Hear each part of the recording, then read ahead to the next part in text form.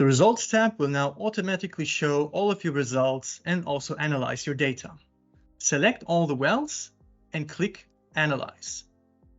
The software will now automatically show all of your amplification plots, give you a quality control summary of all the wells, also show you all the selected standard curves, and if you have performed a melt curve analysis, also give you the melt peak plot and raw melt plot of all your samples.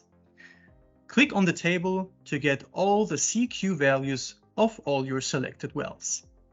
Click Next to get to the final tab.